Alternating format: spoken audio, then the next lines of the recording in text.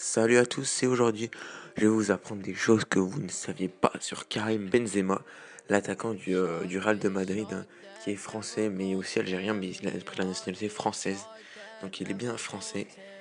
Et on va tout de suite commencer avec le point numéro un, qu'il était supporter du Brésil, même lors de la finale de la Coupe du Monde 1998. Alors Karim Benzema, il a toujours voué une admiration pour le Brésil. C'est la raison pour laquelle, au début de la Coupe du Monde 1998, il a 11 ans et il est pour le Brésil, lors du Brésil-France. Et regardez ce qu'il dit, je vais vous lire ce qu'il a dit. Quand je jouais avec mes potes à Bron, j'étais toujours Ronaldo, le Brésilien, avec son maillot de la sélection sur le dos jusqu'à la finale. Je me souviens très bien de cette journée, le 12 juillet, j'étais en colonie de vacances avec ma sœur. Dans l'après-midi, il y a eu un tournoi de foot façon Coupe du Monde. Tout le monde était forcément à bloc derrière la France. Tout le monde voulait jouer avec les maillots des Bleus sauf moi. À ce moment-là, j'étais encore pour le Brésil. J'ai tout simplement retourné ma veste lorsque Zizou a marqué son second but. Donc vous pouvez voir, il était pour le Brésil au début, mais bien sûr après, quand il a vu Zidane marquer un doublé, il a retourné sa veste, mais c'est normal quand vous êtes enfant. Et le deuxième point, c'est qu'il est collectionneur de bolides de luxe. Et ouais, il adore les puissances de bolides, l'excès de vitesse, etc. Donc Benzema, il s'offre régulièrement les modèles les plus prestigieux. Et il a acheté récemment la racisme et hors de prix Bugatti Veyron 1200. Il peut atteindre plus de 400 km. Et Cristiano Ronaldo et Eto'o font un peu la même collection.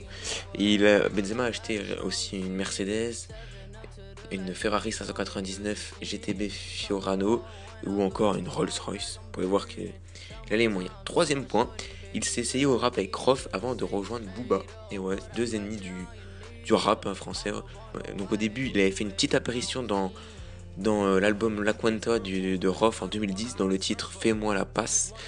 Mais ensuite il a changé son fusil d'épaule pour aller avec Booba. Et voilà, maintenant il est dans le plan Booba. On peut dire ça comme ça. Sen Filmelia, ça reste sa nouvelle raison de vivre. Et voilà, sur son compte Instagram, on peut voir des vidéos, etc. avec sa fille. Même sur Snap, là, comme vous pouvez voir, on peut voir des vidéos avec sa fille qui en met de temps en temps. Cinquième point, son gris-gris d'avant-match, c'est d'écouter le Coran. Donc je vais vous lire ce qu'il a dit. 30 minutes avant un match, je fais un peu de vélo. Lorsqu'il me reste 10 minutes, je me concentre et là je mets mon casque, je mets des sourates. C'est des paroles de Dieu. Donc j'écoute toujours cela, ça me met bien. Et là je me concentre bien tranquille, l'esprit reposé. Donc voilà, c'est son gris d'avant-match. Avant il écoute le Coran avant de jouer Karim Benzema. Voilà. Pourquoi pas? C'est peut-être bien, je sais pas. Si en tout cas lui ça lui a permis de réussir dans la vie. Ensuite Benzema a déjà mangé avec Emmanuel Macron. Le jour où Emmanuel Macron avait été élu président, donc le 7 mai, Karim Benzema a adressé un message de félicitations au nouveau chef de l'État.